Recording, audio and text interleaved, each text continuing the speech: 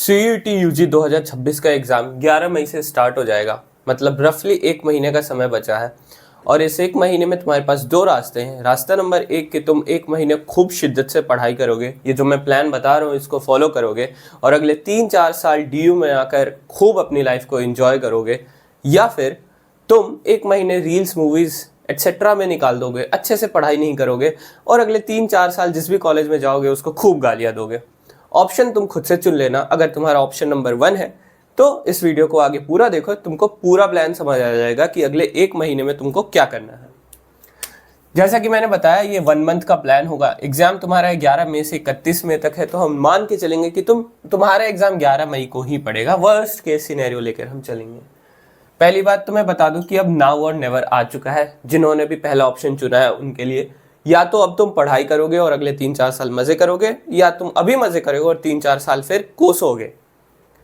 पढ़ना कैसे है? तो सबसे पहले तुम्हारे पास जो भी तुम्हारे डोमेन सब्जेक्ट्स हैं, अभी तुम्हारे बोर्ड जस्ट खत्म हुए हैं, कुछ के खत्म होने वाले होंगे, तो 1-2 पेपर जिसका बचा होगा वो बचा होगा। तो तुम्हारी अच्छी खासी तैयारी हो चुकी है, तुमने बोर्ड्स के लिए पढ़ा है, तो तुमको एक्स्ट्रा पढ़ाई नहीं करनी है, तुमको रिवाइज करना है। रिवाइज तुम कहाँ से कर सकते हो? PW या फिर अड्डा से कर सकते हो। ये दोनों चैनल CUET से फोकस जो इनके चैनल्स है वो अच्छा कंटेंट डालते हैं। या फिर तुमने अभी तक जिस भी टीचर से पढ़ा है और तुम्हारी फ्रीक्वेंसी मैच होती है, तुम उन टीचर्स से पढ़ सकते हो। अपने पुराने नोट्स को रिवाइज करो और ज़्यादा क्वेश्चंस को प्रैक्टिस करो। तुम्हें नहीं पता कि और ज़्यादा क्वेश्चंस कहाँ से चाहिए, तो इन 2 चैनल्स को प्रैक्टिस करो। इनकी मैराथन चल रही होती है, प्रैक्टिस सेशंस चल रहे होते हैं, तुमको यहाँ पे बहुत सारे क्वेश्चंस भी मिल जाएंगे और उनके वीडियो सोल्यूशंस भी मिल जाएंगे। तो तुम्हारा वो वाला पार्ट यहाँ पे सॉल्व हो जाता है। नेक्स्ट है इंग्लिश और GAT के लिए भी तुम सेम स्ट्रेटेजी फॉलो कर सकते हो, या फिर एक सरप्राइज है जो तुमको वीडियो के एंड में बताऊंगा। तो वीडियो को एंड तक देखना इस वाले सरप्राइज के लिए।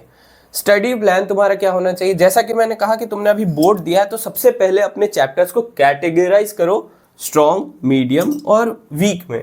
जैसे फॉर एग्जांपल लेते हैं हम केमिस्ट्री के 12th में मान लो कि तुम्हारी फिजिकल केमिस्ट्री वीक है, ऑर्गेनिक केमिस्ट्री तुम्हारी मीडियम है और इनऑर्गेनिक तुमको बहुत अच्छे से आती है। तो अगर तुम्हारी इनऑर्गेनिक बहुत अच्छी से आती है तो तुमको क्या करना है? तुमको रिवाइज करना है, प्लस उसके और ज़्यादा क्वेश्चंस प्रैक्टिस करने। और ज़्यादा क्वेश्चंस कहाँ से करोगे? प्रीवियस ईयर क्वेश्चंस प्रैक्टिस करोगे, या फिर इधर तुमको यूट्यूब पे बहुत सारे रिसोर्सेज मिल जाएंगे। ये मैंने 2 एग्जाम्पल लिखे हैं क्योंकि ये पॉपुलर है, और बहुत सारे रिसोर्सेज मिल जाएंगे। और तुमको क्या करना है? टेस्ट देना है। टेस्ट कैसे देना है, एनालाइज कैसे करना है, सब कुछ इस वीडियो के आखिर में तुमको पता चल जाएगा। तुम्हारा मीडियम है, जैसे तुम्हारा मीडियम तुम्हारा ऑर्गेनिक केमिस्ट्री है, तो तुमको उसको स्ट्रॉन्ग पे लेके जाना है। जो स्ट्रॉन्ग है उसको और स्ट्रॉन्ग बनाना है, जो मीडियम है उसको हमको स्ट्रॉन्ग में लेके आना है। तो उसके लिए तुम क्या करोगे? तुम और ज्यादा क्वेश्चन सॉल्व करोगे। जो तुम्हारा मीडियम है उसको तुम रिवाइज नहीं कर सकते क्योंकि तुमको अभी तुम्हारे गैप्स हैं, तो तुमको पता नहीं कि एग्जैक्टली क्या रिवाइज करना है। तो उन गैप्स को आइडेंटिफाई करने के लिए तुम और क्वेश्चंस को सॉल्व करोगे। क्वेश्चन सॉल्व करोगे, टेस्ट दोगे, तो तुमको पता चलेगा कि तुम्हारे गैप्स कहाँ हैं। टेस्ट देना बहुत ज़्यादा इंपॉर्टेंट है, स्पेशली लास्ट के 1 महीने में। और जो तुम्हारे चैप्टर्स वीक है, तुम्हारी फिजिकल केमिस्ट्री वीक है, तो अब उसमें कुछ होगी जो बिल्कुल ही खत्म होगी तुम्हारी, तो उनको अभी थोड़ी देर के लिए साइड रखते हैं। कुछ ऐसी होगी जो तुमको समझ आती है पर तुमसे गलत हो जाते हैं उसके questions. Let's say physical chemistry में तुम्हारा केमिकल काइनेटिक्स वाला पार्ट सही है, मतलब तुमसे क्वेश्चंस गलत होते हैं पर तुमको समझ आता है कि केमिकल काइनेटिक्स में क्या होता है, तो उनमें थोड़ा सा रिवाइज करो, उनके और क्वेश्चन सॉल्व करो, टेस्ट दो, वो तुम्हारे मीडियम में आ जाएंगे।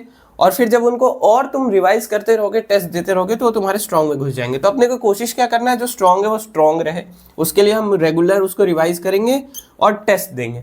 जो मीडियम है उसके लिए हम और क्वेश्चन सॉल्व करेंगे, टेस्ट देंगे, वो हमारा स्ट्रॉन्ग बन जाएगा। और जो वीक है, कुछ तो बिल्कुल ही तुम्हारे वीक होंगे, तो उसके लिए तो तुम कुछ ज़्यादा नहीं कर सकते। तुमको बस कोशिश ये करनी कि उसका कोई आसान क्वेश्चन आ जाए तो तुमसे मिस ना हो। पर जो तुम्हारे बेटर चैप्टर्स हैं उनको कोशिश करो कि तुम उसको उठा के मीडियम में लेके आओ, उसके थोड़े क्वेश्चन ज़्यादा सॉल्व करके, उसके लिए थोड़े ज़्यादा टेस्ट देके, और फिर उसको मीडियम से स्ट्रॉन्ग में लेके आओ। नंबर ऑफ क्वेश्चंस की अगर हम बात करें तो स्ट्रॉन्ग के लिए तुम अगर डेली के 5-6 क्वेश्चंस भी करो तो तुम्हारा सही है, पर वो क्वेश्चंस ऐसे करना कि थोड़े हार्ड हो, एकदम इजी क्वेश्चंस मत करना। जो तुम्हारा मीडियम है इसके लिए तुम 20 क्वेश्चंस अ डे करो, और जो वीक है उसमें तुम पहले अपने चैप्टर्स आइडेंटिफाई करो कि इन वीक को मैं बेटर कर सकता हूँ, और उनके कम से कम 30 क्वेश्चन लगाओ। ये सारे एक दिन में करने की जरूरत नहीं है। स्ट्रॉन्ग तुम एक दिन में रिवाइज कर सकते हो, 5-6 क्वेश्चन बड़ी बात नहीं होती। पर मान लो अगर तुमने वेडनेसडे को अपना मीडियम रिवाइज किया तो थर्सडे को अपना वीक रिवाइज करो। ऐसा नहीं कि दोनों एक दिन में करने लग जाओ, क्योंकि 5 सब्जेक्ट्स हैं, 3 डोमेन सब्जेक्ट्स हैं, इंग्लिश है, GAT है, तो सब कुछ मैनेज करना है। अगला जो अपना कितने क्वेश्चंस करने वो भी मैंने लिखा है कि इन दोनों के तो तुम कैसे करोगे। मीडियम और वीक का मैंने बता दिया कि एक दिन अगर तुमने वेडनेसडे को मीडियम अपना उठाया है तो तुम उसके 20 क्वेश्चंस करोगे। साथ में इंग्लिश और जीएटी भी तुम लेके चलोगे तो इंग्लिश के तुमको डेली 40 से 50 क्वेश्चंस करने हैं, क्योंकि इंग्लिश बहुत मुश्किल चीज़ नहीं है। 50 क्वेश्चंस करने में तुमको मुश्किल से 20 मिनट लगेंगे इंग्लिश के, क्योंकि या तो तुमको क्वेश्चंस आते हैं या तुमको नहीं आते। उसमें कुछ सॉल्व करना नहीं है, सोचना नहीं है, कॉन्सेप्ट याद नहीं करना। यहाँ पे मैंने एक वर्ड लिख रखा है मेटिकुलस। या तो तुमको इसकी डेफिनेशन मीनिंग पता है, इसके सिनोनिम्स पता है, या तुमको नहीं पता। इसमें कुछ तुम सॉल्व नहीं कर सकते। तो ये तो डेली करना ही है, ये नॉन नेगोशिएबल है, बेयर मिनिमम है। इंग्लिश के 40 से 50 क्वेश्चन और जीएटी के 40 से 50 क्वेश्चन, इन दोनों को मैंने 1 आवर लिख रखा है, ये मैक्सिमम है। ये दोनों ही तुम 1 आवर में कर सकते हो। इसके 50 क्वेश्चन और इसके 50 क्वेश्चन तुम 1 आवर में कर सकते हो, क्योंकि एक तो 1 आवर में करने के लिए ही ये एग्जाम में आएंगे, तुमको इससे ज्यादा समय मिलेगा नहीं। और दूसरी बात, या तो तुमको ये आते हैं या तुमको ये नहीं आते। जो आते हैं उनको सॉल्व करो, जो नहीं आते उनका सॉल्यूशन देखो, उनको और रिवाइज करो। नेक्स्ट जो बहुत ही इंपॉर्टेंट चीज है, 12th जो है, तुम्हारे 12th के जो डोमेन सब्जेक्ट्स है तुमने अभी बोर्ड दिया तो वो बेटर होंगे तुम्हारे एज कम्पेयर टू 11th, तो उन पे थोड़ा ज्यादा फोकस करो, क्योंकि 12th से क्वेश्चंस भी ज्यादा आते हैं। और रही 11th में जो तुम्हारा स्ट्रॉन्ग पार्ट है उसको ट्राई करो कि वो मीडियम को तुम स्ट्रॉन्ग पे लेके जाओ, और जो वीक है उसको रहने दो, क्योंकि तुम्हारे मैक्सिमम सवाल 12th से ही आने वाले हैं। मोस्ट इंपॉर्टेंट चीज जो तुम्हारा बहुत सारा टाइम अभी बचा देंगे कि रीसेंट ट्रेंड्स को देखो, 2025, 24, 23, 22 इनके पेपर्स को एनालाइज करो और देखो कि कहाँ से ज्यादा सवाल आ रहे हैं। स्पेशली 2025 एंड 2024 तुम्हारे लिए बहुत इंपॉर्टेंट हो जाता है कि इनमें कहाँ से सवाल आए हैं, इनको तुम चेक करो, क्योंकि ट्रेंड्स ना तुमको बहुत कुछ बता देती है।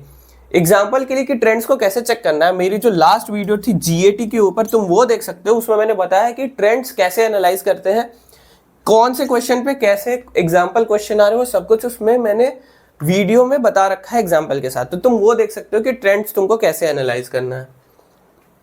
क्वेश्चंस का मैंने बता दिया कि तुमको एक दिन में कितने क्वेश्चन सॉल्व करते हैं। जो फाइनल पार्ट है, जो तुम्हारी प्रिपरेशन को यहाँ से उठा के यहाँ लेके जाएगा, जो सबसे ज्यादा इंपॉर्टेंट पार्ट है, जो सबसे ज्यादा डिफरेंस लेके आएगा, वो ये है। सबसे पहले तुमको क्या करना है, प्रिपेयर करना है। प्रिपेयर करना है, जो तुम्हारे वीक है उनको तुमको प्रिपेयर करना है। उसके बाद तुमको क्या करना है, प्रैक्टिस।